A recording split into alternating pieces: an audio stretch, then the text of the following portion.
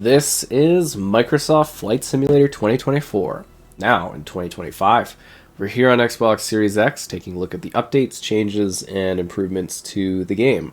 Be sure to like the video, subscribing is great as well. So when Flight Sim 2024, I don't know why they didn't just call it 2025 considering it's so close to 2025. That's what all the sports games do. Anyways, I guess maybe missed release windows or something like that. The game was a mess, and it was really disappointing to me because I'm quite a big fan of Microsoft Flight Simulator. You know, also Sky Captain 5 and, you know, all that other stuff. Anyways, I had, like, lots of plans to do videos and streams and everything for Flight Sim, and the launch of the game was a colossal disappointment, and really genuinely disappointing because I had all these plans for content and I kind of just covered it and sort of called it a day. I was like, okay, we'll come back, we'll do a proper review of it later, everything will be fine, it'll be sorted out. And this game is a game that has a lot of issues because it's mostly all driven by the cloud. It's a very small install size on your console, which is a great idea. And yeah, then everything else, it's mostly just almost 100% just cloud driven. So everything is streamed to your console. So for, I guess, context, my speed 130 and 30 megabits up, so 130 down, 30 up, and that's kind of my speeds. I was wondering if they fix the floating boats of Paris. And yeah, I guess, I don't know if the boats are even showing up anymore. Because it was kind of funny how they had, like, when we streamed this game, the boats were just floating up in the air, but it still seems like a lot of the geometry of Flight Sim just isn't quite working properly. Like, we're also kind of off hours, too. It's very early morning, so it's kind of a peak time for less demand in terms of server and everything like that, but yeah, I thought this would be a good opening here, just in case there were floating ships again, which was kind of hilarious. So, if you're on the Series X and you're playing this game, it is a 4K resolution, and it does go up to 120 FPS. So if you have a VRR, which is a variable refresh rate enabled display, basically the game will run uncapped. And it has the potential to reach 120 FPS. If you don't have that, the game will run at 4K 30. Actually, a little disappointed we don't have the floating boats. They were hilarious. Although I don't think we really have boats at all now. Because this game has a technology where I can track any boat anywhere in the world based on whatever signals the boats use. And it's supposed to be like an actually realistic designation of where boats are. But if you watch my stream, it was hilarious because all the boats were like floating up in the air around Paris. But yeah, it looks like they actually worked that out, which is so cool. Seriously. Like, it's improving, but it's still like obviously having geometry issues. Because you could tell some stuff is just going to look bad because, you know, that's just the technology where we are. And some stuff you can tell looks bad because the textures just aren't loading in correctly, which is a bit of a disappointment, obviously. But I will say this, the game is now playable in the sense that you can jump in and you can load in and not have weird queues or issues or stuff like that. And it's in a better state. I wouldn't say it's quite at the state we need it to be in. They've added add-on supports that you can download. And it looks like it actually has boats working now. That's nice. Like I said, it was hilarious seeing these giant boats just floating in the air. It's actually kind of horrifying. But, yeah, I don't know. It's weird because, like, in my mind, Flight Sim 2020 is just like the perfect recreation of the world in flight. And it's like, sure, it had little issues here or there, but I knew that with advancements we'd be getting, closer and closer. And then this one came out, and the showcases they made in terms of visuals for trailers and stuff, I can only say that the gameplay is deceptive. like the advertising was deceptive in terms of actually what the gameplay looked like, and to me that's ridiculous. But I will say, if you've been waiting to try it, now you can actually jump in and it's playable.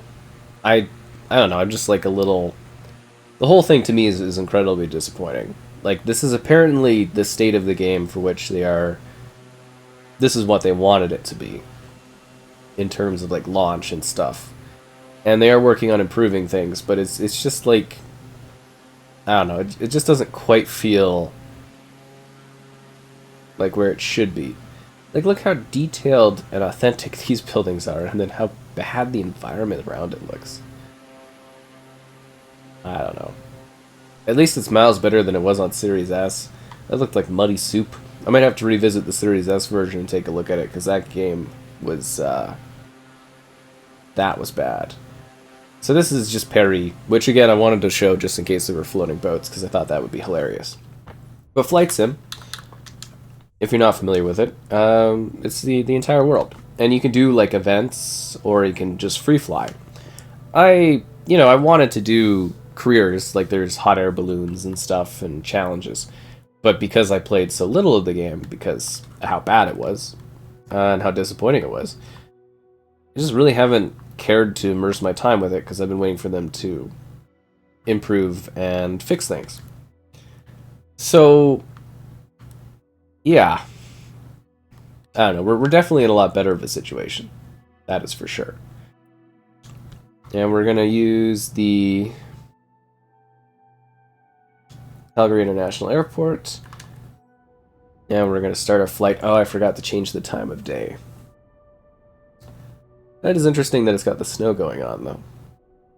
So it's supposed to be the world synchronized and designed to be exactly what it is right now.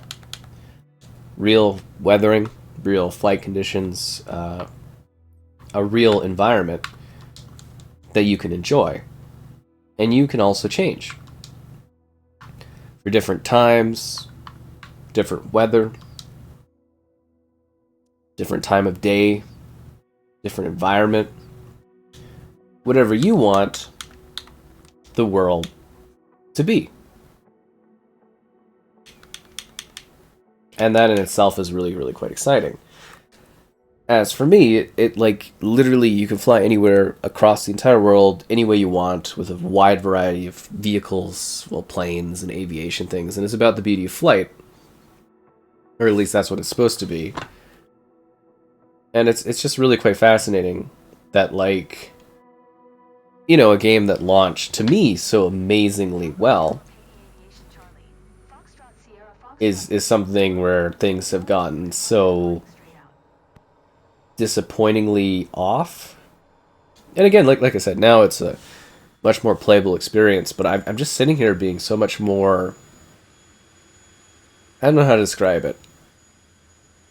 I'm just like really genuinely kind of is a little bit more hardcore towards it, because I know they made all these, launch mistakes and stuff, and yeah, it's a lot better of a condition, but it's still a bit odd. It is cool though, like they added the ability to get out of your vehicle, so you can now slowly move through the world. Oh, we're actually kind of moving at a bit of a pace, I guess. Wish you could speed up a bit more, but you are actually able to leave your plane, so you can like fly anywhere, and you can get out, and you can walk around, which to me is the coolest setting, because you get to see the wild horses of the Calgary International Airport, which obviously is a real thing. We have stallions just running right on the field. right on the tarmac. There's just these horses everywhere. That's Calgary, man.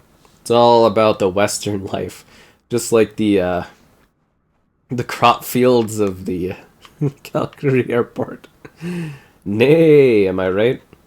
So they've actually got like tons of different animals and stuff like that. Like they really were trying to do some cool things with this game, and I was so genuinely excited about this. And then like I don't know how to describe it.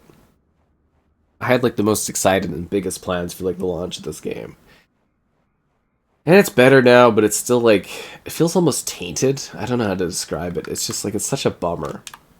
Because this is something that like again, I'm a really big fan of flight sim. And then I'm just like, what exactly kind of happened here? I'm hiding back. Alright, we're just gonna restart this. The horses. It just kills me. And it's like, I don't know, I don't think it's really what was shown in the trailers and stuff as like being the upgrade that it was supposed to be, but I do think from like a point of view, this does look better. You know what I mean? Like this is a visual improvement, quote unquote. If you do look at it from like a certain point of view, obviously there's going to be performance chugging, and you know, it's a little bit more challenging in terms of like, I guess just like the changes, and I don't know. I just like I had a little bit more expectations for this because, like I said, I am a really big fan of Flight Sim 2020. I hold it in very high regard. I know it wasn't a perfect recreation of the world, but getting that sort of thing on console, and this was supposed to be a really big upgrade to that. The fact that it works now is good. The fact that it looks a lot better visually is fantastic. It does load better. It's still just like the level of detail and stuff like that in the environment is not quite what I expected. And the fact that we're missing, you know, so many features in that, and they've had to kind of work on getting those going, is not ideal. But I'm hoping by the end of it we still end up with a better product for Flight Sim, because I do believe this is a wonderful game. Like it's truly amazing, because I don't think there's anything else out there that actually, well, there's nothing else out there that simulates the world with the level of detail that Flight Sim does. Like I live here, and you can just like, you know, go and visit anywhere you want and see it all, and it's so cool. And the level of detail is improved, and it's better, and but it's still like so much of it is like meshy and it doesn't load properly, but yeah, like the sense of scale in that is amazing. Like it's the world. I could start here, and I could fly literally anywhere I wanted with any type of plane that's available. A flaps malfunction, that's not good. Nobody likes that. And it's really quite cool, like that concept. Like you can go to like where you live, and you could, you know, fly around there and see your house and get out and like explore, and that's really cool of a concept. It's just like such a sour opening for this. But I would say if you've been kind of waiting to try it, it's probably in a good state now in terms of being playable. But it's still like an over-reliance, I think, of the cloud, which is good for like your storage on your platform, your console, but